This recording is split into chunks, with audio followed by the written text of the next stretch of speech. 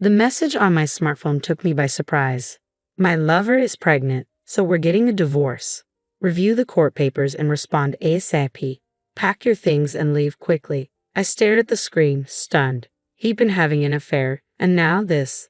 The news of a pregnancy. I tried calling him repeatedly, but he never answered. All I could manage was a simple yes. A month later, after moving out and without saying anything further, I began receiving persistent calls from my ex-husband, whom I had not spoken to since. Despite having nothing left to discuss, I felt compelled to respond. When I finally did, he erupted into rage, screaming at me. Meanwhile, my life with my husband Mark and my mother-in-law had been surprisingly smooth. I had always thought mother-in-law issues were a fictional trope, but I came to appreciate just how wonderful mine was. I heard my coworkers complain about their in-laws and realized how fortunate I was. I made an effort to treat her with more respect and care. When my mother-in-law fell ill and was hospitalized, I started working from home to care for her. Initially, Mark was supposed to be the primary caregiver, but it fell to me. She would smile apologetically in the hospital, saying, "Thank you for everything. I'm sorry for being a burden. I wish she could be happy instead." I truly loved her. We'd shared close moments over tea, movies, and shopping. She often joked about my husband, saying he lacked compassion, though it was clear she said it with a hint of loneliness. "He just lies around when he comes home from work," she'd say. "I'll give him a lecture when I get out." Unfortunately, she never had the chance and passed away. After the funeral, I found myself alone at home, reminiscing about her. Her portrait showed her smiling peacefully, but her absence left a void in my heart. My husband hadn't returned home since the funeral, and he hadn't even visited his mother in her final days. There was nothing left to discuss with him, but I felt a deep sadness for my mother-in-law who had left this world without seeing her son one last time. Determined to confront Mark, I tried to locate him. He barely responded to emails and hung up when I called. It wasn't just about reminiscing. There were many unresolved issues between us that needed to be addressed. My voice echoed in the empty house as I waited for him to return. My phone vibrated with a new email notification. It was from Mark. I opened the email, half expecting the same message. "My mistress is pregnant, so I want a divorce. Review the court papers and respond ASAP. Pack your things and leave quickly." I read the message in disbelief. Was this the same woman he was having an affair with? "I can't believe it. She's pregnant." The message on my smartphone left me stunned. I repeatedly tried to reach Nick, but no matter how many times I called, he didn't answer. When the call connected, I only got a recorded message. After 20 years of marriage, was it really ending like this with just one email? As I listened to the dial tone, tears began to overflow. I couldn't hold back my sobs any longer and gave up on the call, throwing my smartphone aside in despair. This was happening too soon after my mother-in-law's death. I hadn't even had the chance to mourn her properly. I tried contacting Nick repeatedly after that, but he never responded. Not to my calls, not to my emails. It seemed our relationship was truly over. We never had any significant conversations about what was happening. I had simply replied yes to his email and left the house. A month has passed since the divorce was finalized. I've rented a room in a single-story house and am experiencing living alone for the first time in 20 years. I'm still working remotely, a necessity I took up to care for my mother-in-law, but now I find it suits me well. The convenience of working from anywhere with just a computer has been surprisingly fitting, and living alone again feels surprisingly comfortable. It's easy to take care of just myself. Caring for my mother-in-law wasn't a burden due to my affection for her, but waiting for Nick's uncertain return had been more stressful than I realized. I once believed Nick wouldn't have an affair. Friends had asked if I had doubts about him, but I laughed it off, thinking he wasn't the type. Now, I've painfully realized that people change. The Nick I was initially attracted to was diligent and loving, although not very successful in his job. Over time, he changed, but the shift was so gradual that I didn't notice it. I should have recognized it when he left all the responsibilities to me. The kind Nick I once knew no longer exists. Reflecting on it now seems pointless. What I need is a break. As I stood up, trying to lift myself out of my gloomy thoughts, I decided to make some coffee and enjoy the cake I had bought yesterday. The perks of working from home, I mused, as I hurried back to my seat with a cup of coffee and a slice of cake. I savored each bite, feeling quite content, a sign that my mood had improved significantly. My feelings for Nick had completely cooled off. Just as I was pondering this, my smartphone vibrated. I glanced at the screen and saw Nick's name. I didn't want to let him ruin the uplifted mood I had finally achieved, so I chose not to answer. He had ignored my repeated calls before, so ignoring his call now felt like giving him a taste of his own medicine. An eye for an eye, I thought, justifying it to myself. Busy with work, I set my phone to silent mode and placed it a little out of reach.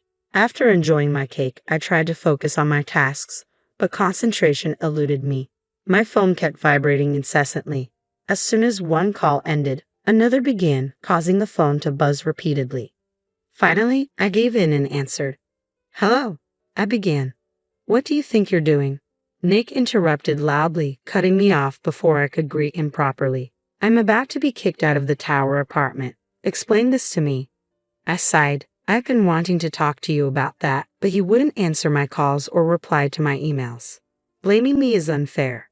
His yelling from the other end made me shake my head in exasperation. Was he always this difficult? If things continued like this, I might really have to leave.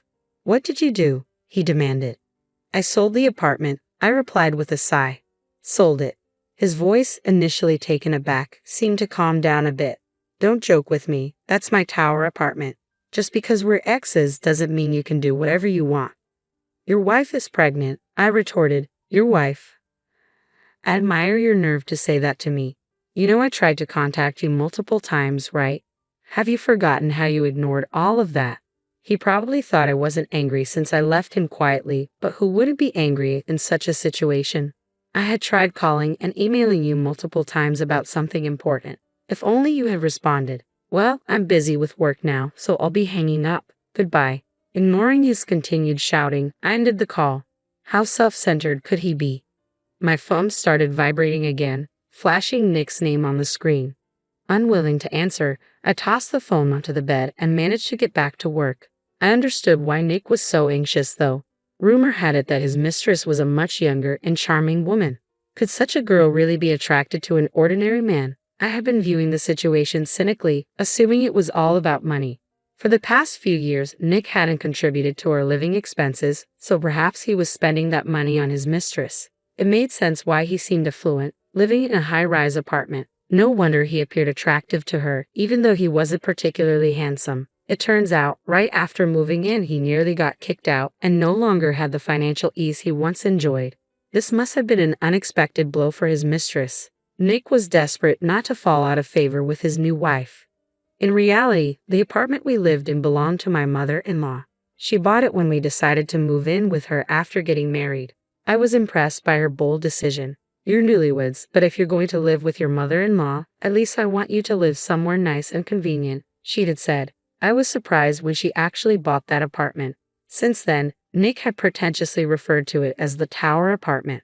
It always felt odd and even uncomfortable when he'd say, "I'm going back to my tower apartment." I remember struggling not to laugh out loud.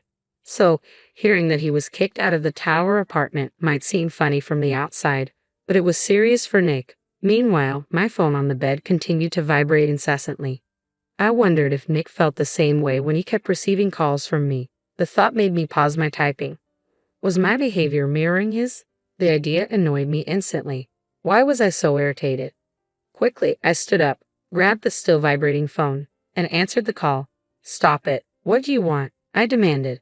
"You sold my tower mansion," he accused.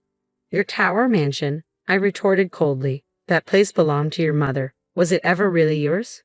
Now that she's gone, it's only natural for her daughter-in-law, who cared for her daily, to take over. I'm appalled that you didn't even bother to visit her in her final days and now claim to be the rightful heir.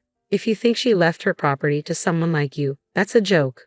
That apartment was given to me by your mother. She preferred to leave it to someone who actually cared for her rather than a son who never bothered to visit." "That's not acceptable," Nick protested.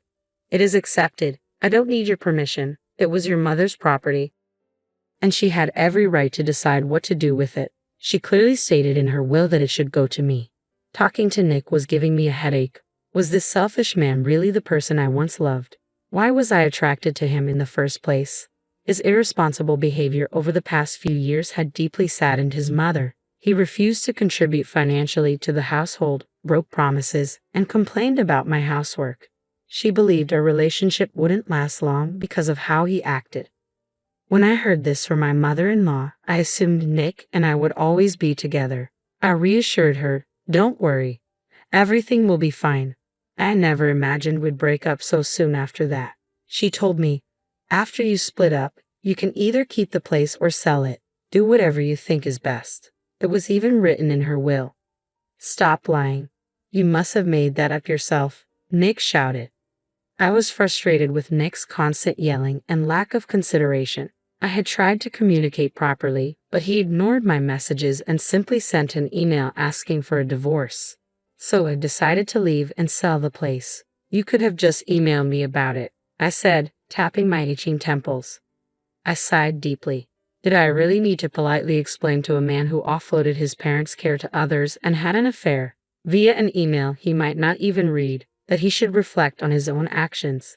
His attitude was unbearable. "You should really take a moment to reflect on your behavior," I said, trying to stay calm. "Maybe now you understand how your actions led to this. And one more thing." Before I could finish, Nick hung up, as usual, cutting me off. There was still important information I hadn't shared, but his selfishness always took over. Even though I said it was important, it wasn't really crucial to me, and I knew I shouldn't get too involved in his affairs. After all, Nick was a stranger to me now. The phone went silent, and I was finally able to focus on my work. About 6 months later, as I stood at my mother-in-law's grave, I reflected on selling the apartment. "I'm sorry for selling something you left me, but I'm truly grateful for what you did," I said softly. As I was leaving, I found myself wondering about my ex-husband and his new partner. They must have moved out after the sale of the apartment, but it wasn't my concern anymore. Feeling a bit lonely, I began my journey back home. On the way, I unexpectedly ran into a familiar face. As I suspected, he noticed me and approached, his steps heavy with anger. Behind him, a woman carried a baby. "You made us move into a rundown flat. You got money from selling the luxury apartment. Give me some of it," he demanded. "So, you're still married despite everything?" I responded with a hint of sarcasm. "It's not my fault you're living in a shabby flat. Given your income, it's only fitting you live somewhere like that." The high-rise apartment was an exception. I turned to his young wife. "You really missed out. You were drawn to his wealth, but now he's just an ordinary man," I added, unable to hold back the harsh words. I couldn't help but feel cynical. If you hand over the money, everything will be solved. But it's pitiful for Naomi and the child, don't you think? "Yes, I'm postpartum and not feeling my best," Naomi said, her voice tinged with sadness. "It's just too disheartening to have to live in such a dreadful place, especially for this child." I understood her frustration, given the context. It made sense now, hearing her words from someone who might have an affair. Indeed, it must be a traumatic experience for the child to have you as a parent. "If you want to improve your living conditions," I said, "why not look for a part-time job? You need to live within your means." Their eyes widened in surprise, and they protested vehemently. They argued that a high-rise apartment lifestyle suited them, but I wasn't inclined to listen to all their excuses. From what I gathered, they seemed to overestimate their situation. Despite already living in a modest flat, they had such inflated self-esteem. "How honorable can someone who has an affair really be?" I asked, my voice unexpectedly cold and sharp. "First of all, do you even realize that today is your mother's death anniversary? And yet, here you are, making demands." When I glared at him, he retorted, his voice trembling, "But I can't help it. I don't know your address." "Stop being so shameless," I snapped. "This is pitiful. Even the worst person who had an affair might have been forgiven if they showed some compassion for the deceased." Taking a deep breath, I glanced at Naomi and the baby she was holding before turning back to Nick. "There's something important we need to discuss," I said, ready to address the issues at hand. I hadn't had the chance to fully explain before Nick cut me off during our last call. There was something important about that baby I needed to address. There's a strong possibility it might not be his child. Nick's anger flared up again. "Don't say such ridiculous things. You think you can just say whatever you want." His voice was heated, but he was clearly rattled. In contrast, Naomi's face had gone pale, showing unmistakable concern. "It's clear to anyone that we couldn't have children," I continued. "That's why I had it checked out. I wanted a child, so I saw a doctor, but they found no issues with me. I asked you multiple times to go to the hospital, but you never went. So what are you implying? That it's my fault because there's nothing wrong with me? Nick's mocking smile only deepened my frustration. Of course, there's more to the story. You had a high fever as a child, didn't you? Your mother told me that could have caused your infertility. What are you talking about? Nick demanded. The reason your mother gave me the apartment wasn't just gratitude for living there, I explained. There was a bigger reason. It was out of guilt. She felt it was her fault you couldn't have children. She apologized to me for not being able to give me grandchildren. It's not confirmed that your infertility is the cause, but maybe you should consider getting a DNA test done. Nick, who had been listening quietly, lost all his initial momentum. In a somber tone, he told Naomi, "Let's go," and started walking away. As I watched him leave, I remembered something crucial and called out, "Oh, and I'll be demanding alimony for the mental distress, just so you know." With those final words, it felt like the whole ordeal was coming to a close. Several months later, my busy schedule made me answer a call without checking the screen. "It's me. Are you doing well?" Nick's voice came through. Confused, I realized it was Nick calling. "What do you want?" "I'm busy." "Listen, that baby isn't mine." I had doubts about it myself. I realized this because of our conversation. I've divorced Naomi, so how about we start over? His attempt at a reconciliation seemed utterly unrealistic. I chuckled lightly. Reconciling after an affair? That's unthinkable. I can tell you're probably struggling living alone and just want to rely on me. I might consider hiring you as my secretary. My affection for Nick had vanished completely, but he was still the only son of my mother-in-law.